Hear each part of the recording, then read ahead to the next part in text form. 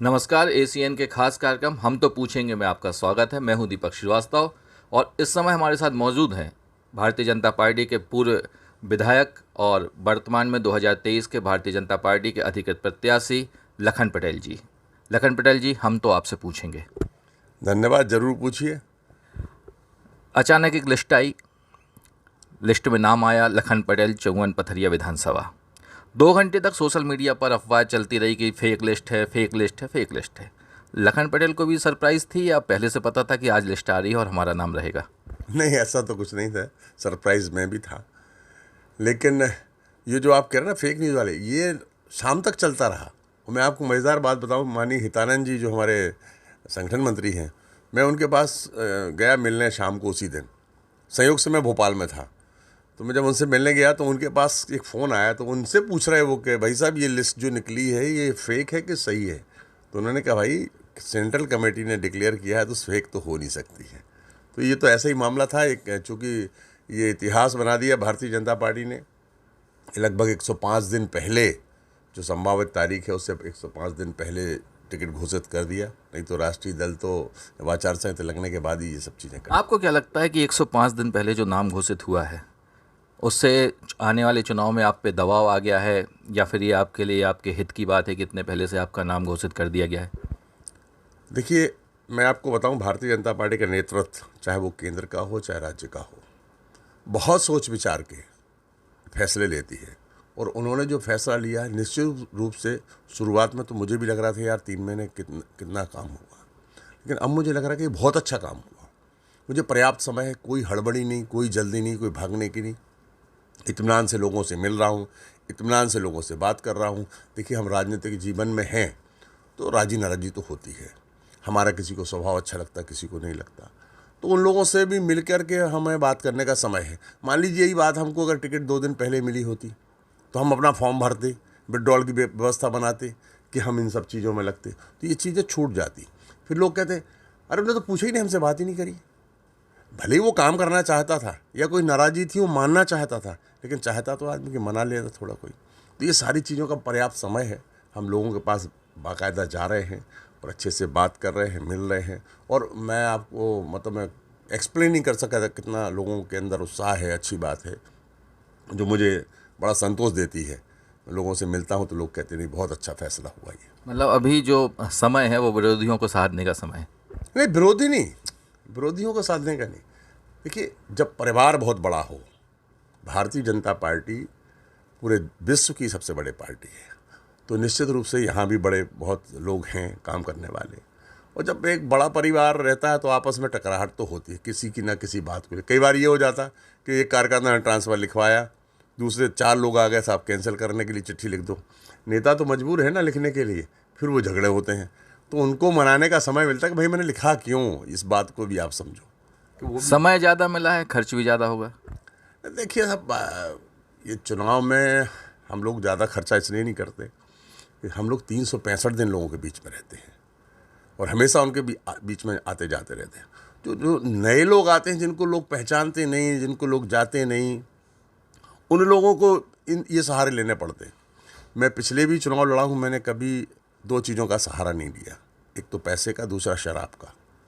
आप जाके देख लीजिए क्षेत्र में, मैंने कभी एक ड्रॉप भी नहीं बांटी। 365 दिन लोगों के बीच में रहते हैं। 2018 में क्या हुआ था कि आप चुनाव हार गए? देखिए, कई बार परिस्थितियाँ ऐसी निर्मित हो जाती। पिछली बार देखिए, जब मैं गन पॉइंट पे था, गन पॉइंट पे क्यों था, मैं विधायक था, और उस गन पॉइंट होने के कारण सारे लोग, जितने लोग देख रहे थे, मेरे को देख रहे थे। और जो कोई चीज़ ना थोड़ी छोटी छोटी करके और उसको अलग हो सकती है, और वही हुआ कि किसी ने कुछ नुकसान किया, किसी ने कुछ नुकसान किया, किसी ने कुछ नुकसान किया, और अंतोगत्वा मैं पीछे हो गया। नुकसान का नाम रामकृष्ण कुसमरिया तो नहीं?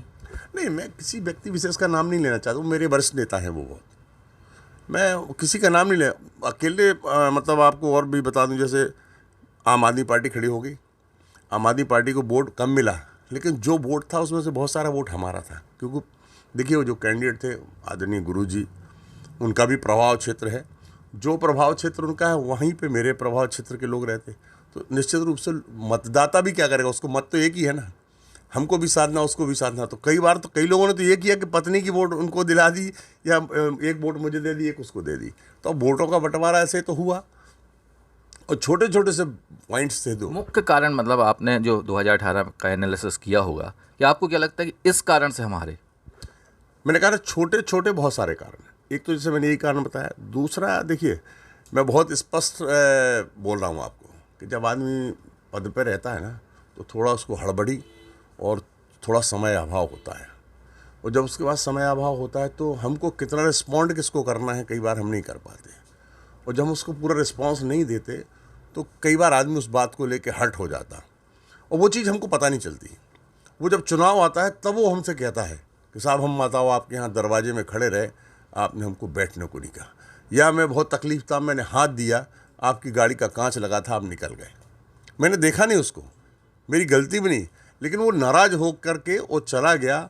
उसने मुझे दोबारा कभी उस बात को एहसास नहीं कराया। लेकिन जब चुनाव में आया तो किसी ने करा दिया तो उसको तो मना लिया, लेकिन जो जिसने याद ही नहीं कराया उसने बदला लेने के बाद मालूम चला। ऐसी छोटे छोटे से कारणों से। गौरव पटेल के खड़े होने से पटेल वोट बढ़ गई, ऐसा तो नहीं? नहीं, निश्चित रूप से स्वाभाविक है, स्वाभाविक है। गौरव के खड़े होने से हमारे समाज का वोट बटा। इस बार फिर गौरव को मिलती है तब भी? देखिए, समाज में वो भी प्रभावशील है, इसमें कोई दो मत नहीं है कि आज जिला पंचायत का अध्यक्ष है। परंतु मैं आपको ये आपके माध्यम से ज़रूर कहना चाहता हूँ कि हमारे समाज के लोगों को इस बात का बड़ा दुख है कि हम भी हारे, वो भी हारे, और किस कारण से हारे सबको ने बड़ा एनालिसिस किया।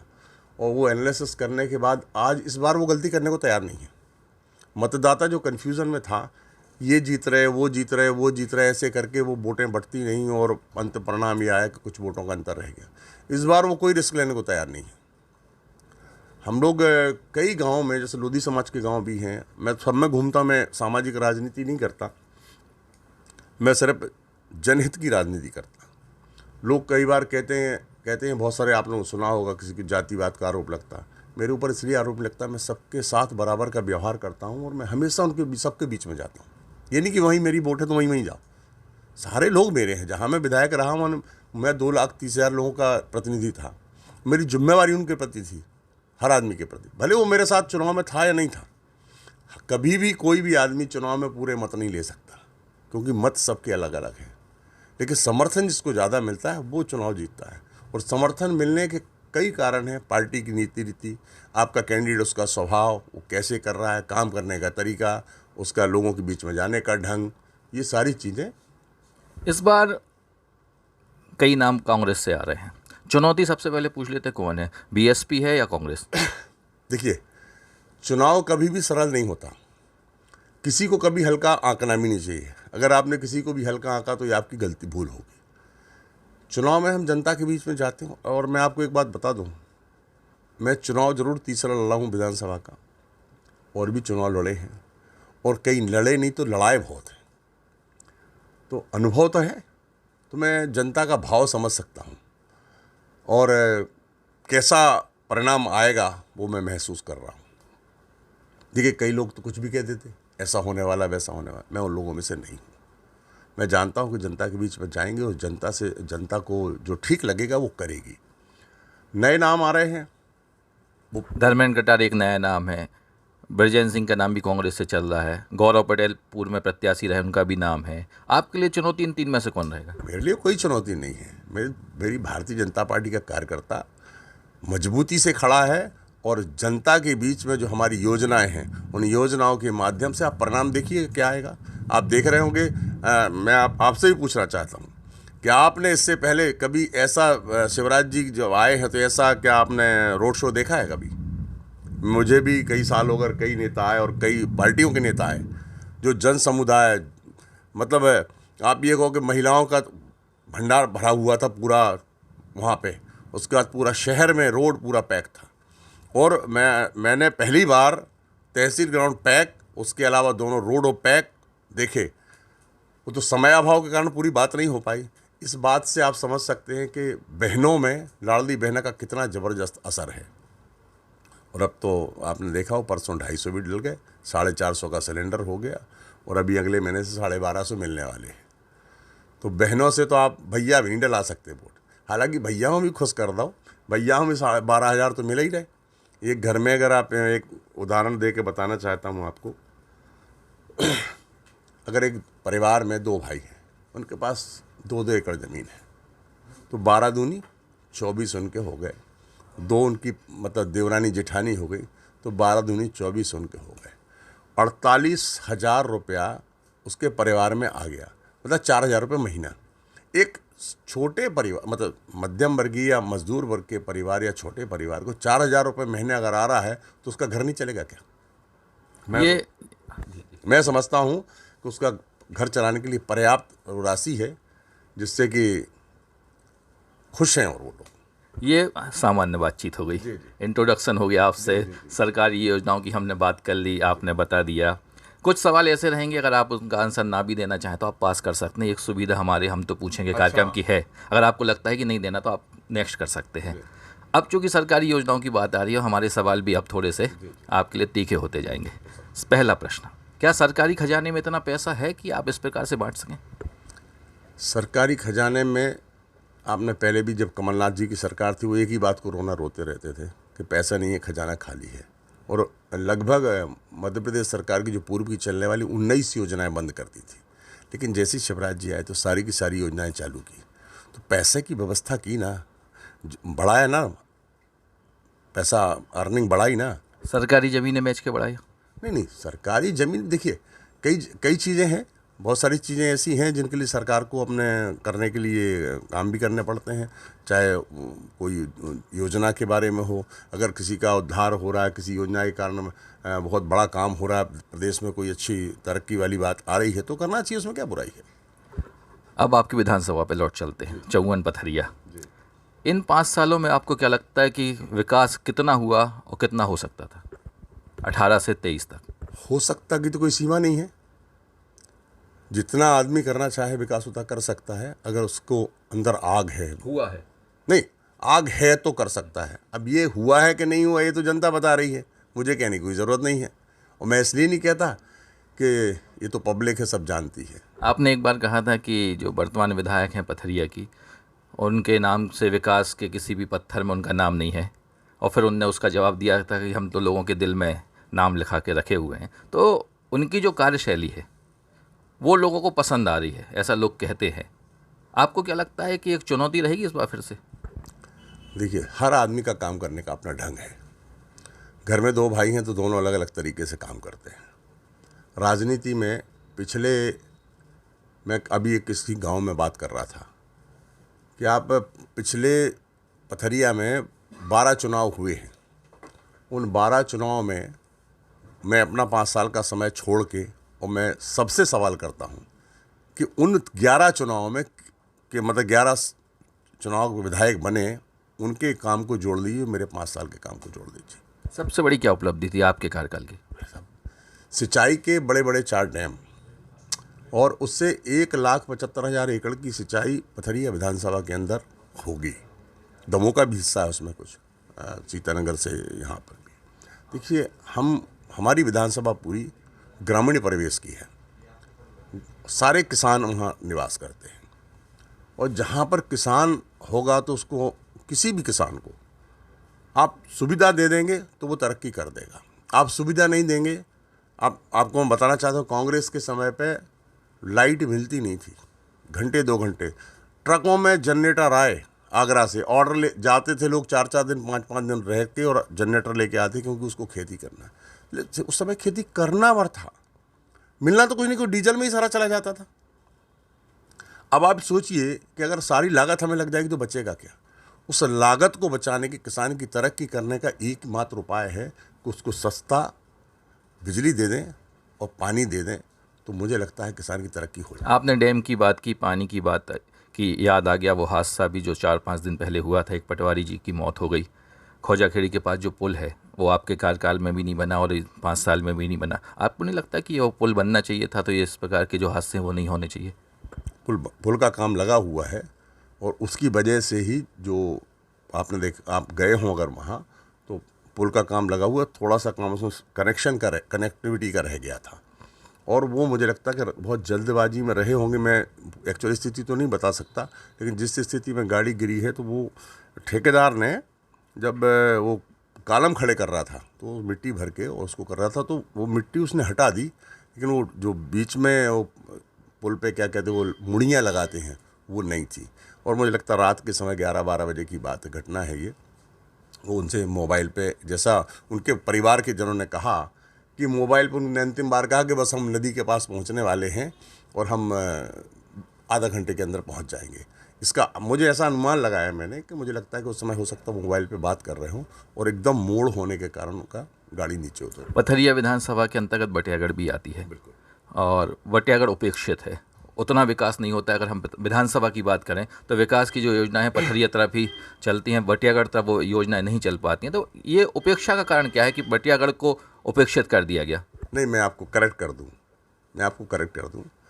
पथरिया का विधानसभा का जो बटियागढ़ विकास खंड है उसमें सिंचाई 100% होने वाली है क्योंकि जूड़ी बटियागढ़ में है, साजली पथरिया में है, पगरा बटियागढ़ में है और सीतानगर का पानी भी वहाँ जा रहा है। देखिए, 2 बड़े बड़े डैमों का पानी वहाँ जा रहा है। 184 गांव हैं वहाँ पर और लगभग 2 गांव से 20,000 हेक्टेयर से ऊपर 20,800 हेक्टेयर कुछ की सिंचाई वहाँ होने वाली है। अब मैं ये ज़रूर कह सकता हूँ कि जो अभी तक खेतों पर पानी पहुँचना चाहिए वो पहुँचा नहीं, क्योंकि गति धीमी हो गई। अब गति धीमे होने के कई कारण हो सकते हैं, परंतु वो इस योजनाओं को जिस गति से बढ़ना चाहिए तो उस योजना से बढ़ी नहीं। सिर्फ एक सीतानगर योजना है जो बहुत कम 4.5 साल के समय में किसानों के खेतों में टेस्टिंग हो गई। और मैं आपको बता नहीं सकता, आप अगर वीडियो देखेंगे, उस समय का कोई वीडियो आपको मिला हो, किसानों के चेहरे जिनके खेतों में गर्मी में पानी पहुंचा, तो आप कल्पना नहीं कर सकते। मैंने जो वीडियो देखे और जब मेरे को लोगों के फ़ोन आए तो मुझे लगा कि मैंने ये जो काम हुआ है, किसान ने जो उसका जो रिस्पॉन्ड किया है, मेरा विधायक बनना सफल हो गया, उसके खेत तक पानी पहुंच गया। आज नहीं कल स्प्रिंकलर चलेगा और जिस दिन स्प्रिंकलर चलेगा उसके खेत में, उसकी लागत आधी हो जाएगी। ना तो मोटर जलने का खर्चा होगा, ना डोरी टूटने का खर्चा होगा, ना बिजली का बिल भरना पड़ेगा और ना उसको बहुत ज़्यादा कुछ करना पड़ेगा। सिर्फ वहीं पे खेत पे पॉइंट से वो पानी दे सकेगा। अगर ये सब हो, जो दिख रहा है कि आने वाले समय में होगा, तो आप निश्चित रूप से मान के चलिए कि आज तरक्की आपको दिख रही है, इससे दुगनी तरक्की क्षेत्र की होगी। आपने कहा कि बटियागढ़ में वो विकास नहीं हो पाया जो होना चाहिए, गति धीमी है, विकास हो रहा है, गति धीमी। इसका एक कारण हम ये भी मान सकते हैं कि आप शासन में रहे, सरकार में रहे हैं, कि जहाँ पर सरकार का विधायक नहीं रहता है, मान ली भारतीय जनता पार्टी है और वहाँ का उनका विधायक नहीं है, तो वहाँ पे विकास की गति थोड़ा धीमी हो जाती है। उस तरफ सरकार का ध्यान नहीं जाता कि अगर हमारा विधायक नहीं है तो हम उतना विकास क्यों करें। देखिए, मैं आपको एक बात बहुत स्पष्ट कर दूं, भोपाल में ऐसा बहुत कुछ किसी मानस में नहीं रहता। कोई नहीं पूछता आप कौन से दल के विधायक हो, आप विधायक हो, ये पर्याप्त है। अधिकारी उसी बात को लेकर के आपसे रिस्पॉन्ड करते हैं। ये आपकी कार्य क्षमता है कि आप कितने लोगों के पास जाते हैं, आप कितने लोगों से काम करवा सकते हैं, मंत्री के पास कितने बार जा सकते हैं, अधिकारी के पास आप कितने बार जा सकते हैं और उससे बात कर करके अपनी वस्तु स्थिति को रख करके और उससे काम करा सकते हैं। रहा सवाल ये कि आपको पैसा नहीं दे रहे, ये बिल्कुल गलत है। अगर आप सही योजना, देखिए, विधायक नहीं होना उस क्षेत्र की सजा नहीं है। सरकार जिसकी, उसके 230 विधानसभा में उसकी जिम्मेवारी है। ऐसा नहीं कि जहां उनका विधायक नहीं है तो उसको नहीं करेंगे, वो करना चाहिए और करते हैं और काम हुए भी हैं। परंतु ये आपकी कैपेसिटी का आप कितना दौड़ते हो। अब कुछ 4-5 सवाल और, उसके बाद फिर आपसे सीधे सवाल पूछेंगे। 4-5 सवाल बहुत छोटे छोटे से हैं। महंगाई एक बड़ा मुद्दा है, आपको लगता है कि इस बार 2023 में भाजपा के लिए नुकसानदायक होगा? देखिए, महंगाई का विषय निश्चित रूप से है, इसको आपको थोड़ा सा देश से भी बाहर निकलना पड़ेगा। सारी चीज़ें यहाँ पर हैं, ये बात सही है, परंतु आप पूरे देश की, विश्व की जीडीपी देखिए आप किस स्थिति में है। हम तो उससे गांव के जो लोग हैं, वो लोग हैं जो अशिक्षित भी हैं, जो गांव में किसान हैं, खेती करते हैं, वो जीडीपी समझेंगे क्या? नहीं समझते। मैं चूंकि आपसे जवाब दे रहा हूँ, मैं अगर उनकी बात करूँगा तो ये जवाब नहीं दूंगा मैं उनको, क्योंकि मैं जानता हूँ वो जीडीपी को समझ ही नहीं सकते। ये कैसे होती है, क्या होता है, इससे क्या फ़ायदा है, क्या नुकसान है, ये आप उनको नहीं समझ आती और न मैं उनको समझाऊँगा। वो तो आपने मुझसे सवाल पूछा इसलिए मैंने कहा। आज पूरे वर्ल्ड वाइज महंगाई है, हो सकता है उस रेशो में हमारे यहाँ कम हो, लेकिन हमको, चूँकि हमारा देश गांव प्रधान देश है, ग्रामीण परिवेश का देश है, किसान कृषि प्रधान देश है। यहाँ पर लगभग 75% लोग गाँव में निवास करते हैं और उसी के आधार पर अपना जीवन यापन करते हैं। तो निश्चित रूप से एक गाँव के किसान को यदि 100 रुपया किसी चीज़ की कीमत होती है, चाहे वो डीजल हो, चाहे पेट्रोल हो, चाहे खाने की सामग्री हो, तो निश्चित रूप से उसको थोड़ी महंगी दिखती है। लेकिन आपको उसको बाकी चीज़ों से भी कंपेयर करना पड़ेगा और उसके साथ ही आप कर सकते हैं। क्योंकि देखिए, सरकारें बहुत सारे काम कई बार फ़ायदे के लिए नहीं, घाटे के लिए भी करती हैं, क्योंकि सरकार की जिम्मेवारी है बहुत सारी चीज़ों को लेकर चलना। देखिए, अब आपने देखा होगा सड़कों की स्थिति पिछले जो 9-10 सालों में कितनी गति हुई। और आज मैं बता रहा हूँ, मैं सब जगह घूमता रहता हूँ, कभी कोई एक आध गड्ढे वाली सड़क कहीं गलती से दिख जाती है। जबलपुर नहीं गया लगता आप बहुत दिन से? नहीं, मैं जबलपुर गया हूँ, नौटा जबीरा होते हुए नहीं गया हूँ मैं, लेकिन आपको भी मैं, चलो आपने सवाल किया तो आपको बता दूँ कि NH में जुड़ गई ही है। इसका वो DPR तैयार हो रहा है और यहाँ से लेकर के झांसी तक माननीय सांसद जी का मैं धन्यवाद करता हूँ आपके माध्यम से कि उन्होंने इस सड़क को जुड़वाया और ये बड़ी उपलब्धि है हमारी। और ये कुछ देखिए, जब किसी चीज़ का समय आएगा, विकास करने में समय तो लगेगा, सड़क बनने में समय तो लगेगा, लेकिन जिस दिन ये पूरी होगी उस दिन इसका बहुत अच्छे परिणाम आएंगे। कुछ पर्सनल सवाल चाहें तो पास कर दें। लखन को टिकट मिल गई, आपके राम 55 विधानसभा, क्या उम्मीद है टिकट की? भैया की बात कर रहे हैं। अच्छा, मुझे लगता है पार्टी बहुत सोच समझ के सब फैसले ले लेती है। मैं आपको बहुत स्पष्ट, जैसे मैंने शुरुआती दौर में कहा कि मुझे भी कुछ पता नहीं था, और जिस दिन यहाँ भी होगा किसी को पता नहीं होगा और परिणाम आएगा। भारतीय जनता पार्टी एक एक चीज़ का आकलन करती है, एक एक चीज़ की खबर है। मैं आपको एक उदाहरण देना चाहता हूँ, हालांकि पता नहीं मुझे देना चाहिए कि नहीं देना। अभी मेरे पास एक मैसेज आया पार्टी से, ये बूथ अध्यक्ष आपके नाराज़ है। इसका आशय क्या?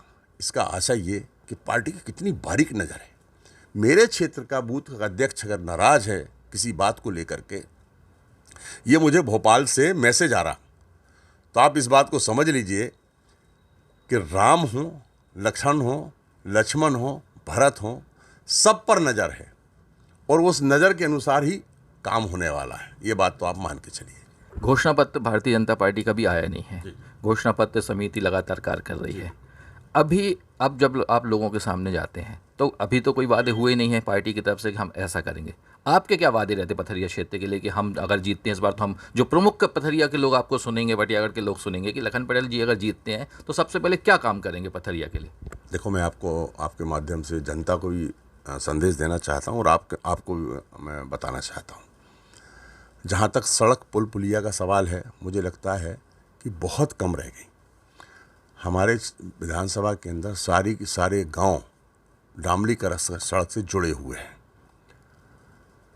स्टाफ डैम्स नदी में जो हमारे सौभाग्यशाली हों कि 4 नदियां हमारे वहाँ हैं, चारों को मैंने जब विधायक था तब या उससे पहले भी मैंने स्टाफ डैम बनवा करके और किसानों को सुविधा देने का काम किया।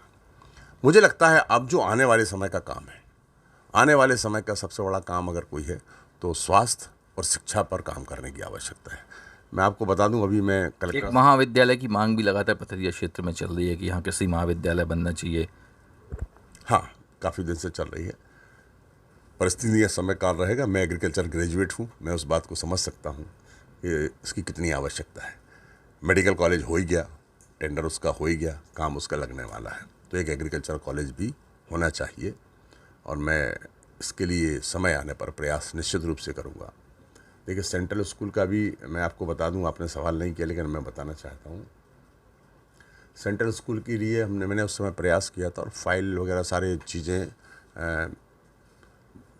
भोपाल में जो उनका ऑफिस है, उसको कहते हैं जोनल ऑफिस, उस तक ये सारी चीज़ें पहुंच गई और अगर थोड़ा सा प्रयास भी करेंगे अब आने वाले समय में तो वो शायद सेंट्रल स्कूल हमारे यहाँ होगा।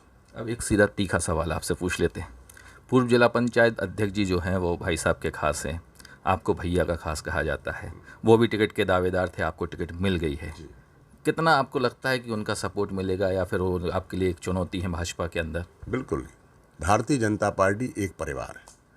टिकट मांगना सबका अधिकार है, हक है और हर कार्यकर्ता टिकट मांग सकता है, लेकिन जब तक टिकट घोषित नहीं हुई, जब तक सब अपना प्रयास करते हैं, लेकिन जैसे ही टिकट घोषित होती है तो उसके बाद हम सब मिल करके, और मैं आपको आपके माध्यम से भी कहना चाहता हूँ, 100% 100% वो पार्टी के हैं, पार्टी का काम करेंगे। जहाँ तक आपने सवाल कहा कि मैं भैया का खास और वो भाई साहब के खास, ये आपका सोच है, ये जनता का सोच है। मतलब हमारा नहीं, जनता ऐसा बोलती है, जो सोशल मीडिया पे जो आजकल बातचीत चलती है, हमारी जो भी बात है मतलब वो लोगों की बात है। जनता सोच सकती है, हम लोग बड़े छोटे भाई का रिश्ता है। और जहाँ तक सवाल ये है कि मन मिलने का सवाल है, तो मन पार्टी के अंदर हम सब एक हैं, एक साथ। हमारा कोई एक दूसरे से कोई कंपटीशन नहीं है, कोई कुछ नहीं है। वो हमारे, और मैं प्रहलाद जी के मैं कह सकता हूँ वो हमारे बहुत वरिष्ठ नेता हैं, और मैं जब से उनके साथ हूँ, जब वो 89 में सांसद बने, और उससे पहले हम लोग कॉलेज में भी कई बार साथ रहे, हम लोग आगे पीछे थे, तब से हम लोग के संबंध हैं। ये लोगों को ऐसा लगता है कि हम इधर हैं या उधर हैं, हम सब। टिकट मिलने के बाद रामकृष्ण कुशमरिया जी से मुलाकात हो गई? हाँ, मेरी बात हुई, उनसे मुलाकात हुई, मेरी सबसे मुलाकात हुई, और सब लोगों ने अपनी इस बात को कहा है कि नहीं, पार्टी का जो फैसला है वो सबको मान्य है। 2-3 चीज़ें जो आपसे जुड़ी हुई हैं, और उसके बाद हम अपने इसको हम तो पूछेंगे कार्यक्रम को समाप्त करेंगे। सबसे पहले ये कि आप अनुभवी हैं, पढ़े लिखे हैं, एग्रीकल्चर से आप ग्रेजुएट हैं, एक बार विधायक रह चुके हैं। इस बार अगर मान लीजिए फिर जीतते हैं तो दमोह को एक नया मंत्री मिलेगा? नहीं, ये तो गलत होगा, और ये सब पार्टी और मुख्यमंत्री का कहना विशेष अधिकार है। मैं तो जनता के बीच में जाके, और पार्टी ने जो भरोसा किया है मुझ पर, मैं यही चाहूँगा कि मैं, जो पार्टी ने मुझ पर भरोसा जताए कि विधायक बनकर। इच्छा तो होगी? नहीं, देखिए यार, बिना इच्छा के तो कुछ होता नहीं है, बिना इच्छा के क्या होता। और पार्टी के फैसले हमेशा होते आए हैं और होते रहेंगे, और सबको मान्य होते हैं। तो पार्टी हमेशा कार्यकर्ता का आकलन करती रहती है। कार्यकर्ता को बस एक ही बात है, वो अपना आकलन स्वयं ना करे, पार्टी को करने दे। आपको मालूम है कि माननीय हमारे जो महामहिम राष्ट्रपति महोदया हैं मुर्मू जी, उनको पता नहीं था कि उनको राष्ट्रपति बनाया जा रहा। तो भारतीय जनता पार्टी ऐसी है कि वो आकलन, भारतीय जनता पार्टी के कार्य करने का तरीका है कि पता ही नहीं रहता है और लिस्ट आ जाती है, पता ही नहीं रहता है राष्ट्रपति बन जाते हैं, पता ही नहीं रहता टिकट कट जाती है। एक तरीका होता है पार्टी का अपना। इसलिए है ये कि पार्टी लगातार आकलन करती है, लगातार कार्यकर्ता का आकलन करती है, उसके बारे में सब जानकारी रखती है, उसके बारे में उसके क्षेत्र में क्या है, लोग उसको कैसा देखते हैं, कैसा करते हैं, क्या काम करते हैं। कई बार आकलन गलत भी हो जाता है। कर्नाटक, नहीं देखिए, हो सकता है, मैं अब इतना बड़ा वहाँ की बात नहीं करते हैं हम। आपसे एक, चूँकि आप साथ में हैं, कोरोना काल की याद आ गई अचानक। एक बड़ा ही कठिन समय था, आप भी उससे जूझ रहे थे। दमोह में जब जानकारी लगी कि आपको, भोपाल में आप एडमिट हैं, काफ़ी लोगों की दुआएं आपके साथ थी, ज़बरदस्त संघर्ष उस समय आपने किया, और आप योद्धा की तरह जीत कर आए हैं और आज चुनाव लड़ रहे हैं। एक मतलब छोटा सा सवाल, ही सवाल भी नहीं है, जनरल बातचीत है, वो समय, वो लड़ाई ज़्यादा बड़ी थी, ये चुनाव की लड़ाई ज़्यादा बड़ी है? देखिए साहब, चुनाव की लड़ाई कोई लड़ाई इसलिए नहीं कह सकता मैं कि तो पार्टी का आकलन, मैंने तो कहा ही नहीं किसी को मुझे टिकट दी। मैं तो किसी के पास निवेदन करने भी नहीं पहुंच पाया, टाइम भी नहीं मिला, नहीं पहुंच ही नहीं पाया मैं किसी के पास। और मेरी पर्यवेक्षक नहीं आए, आप भोपाल नहीं गए, मुझे जानकारी भी नहीं थी। और बराबर पार्टी के सर्वे होते रहे होंगे, उनके फीडबैक पहुंचता रहा होगा, और इतना बड़ा फैसला, कैंडिडेट घोषित 39 कैंडिडेट घोषित हो गए, उनमें से मैं भी हूँ। तो ये तो पार्टी का भरोसा और पार्टी का जो आकलन है वो था। जहाँ तक सवाल कोरोना काल का है, तो वो तो एक ऐसा समय था कि उसको याद करके भी शहरन उठ लड़े, संघर्ष किया और जीते, और आज जनता के बीच संघर्ष किया। मैं तो फिर कहूँगा आपके माध्यम से, इस जनता की दुआओं ने, भगवान के आशीर्वाद ने मुझे बचाया है, और यहाँ अगर फिर से बचा के पहुँचा है तो कुछ अच्छा करने के लिए होगा। कुछ अच्छा करने के लिए जनता ने बचाया होगा, और निश्चित रूप से लोगों की दुआओं का असर है कि कोरोना काल जैसी महामारी से संघर्ष करके एक योद्धा की तरह लड़के आप यहाँ पर मौजूद हैं, आज एसीएन के साथ में हैं, और ईश्वर करे कि आप हमेशा स्वस्थ रहें। एसीएन टीम की प्रार्थना भी है। रहा चुनाव की बात, तो वो आपने कहा कि जनता डिसाइड करेगी, जो अच्छा लगेगा वो जीतेगा, जो बेहतर होगा वो जीतेगा। ये थे लखन पटेल जी, 2023 में भारतीय जनता पार्टी के अधिकृत प्रत्याशी। हम तो पूछेंगे में, हमने इनसे जो पूछा उसका जवाब दिया, किसी भी सवाल को इन्होंने पास नहीं किया। हम अगले कार्यक्रम में फिर आपसे मिलेंगे किसी नए प्रत्याशी के साथ, किसी नए जननेता के साथ, किसी जनप्रतिनिधि के साथ। तब तक के लिए विदा दीजिए, नमस्कार।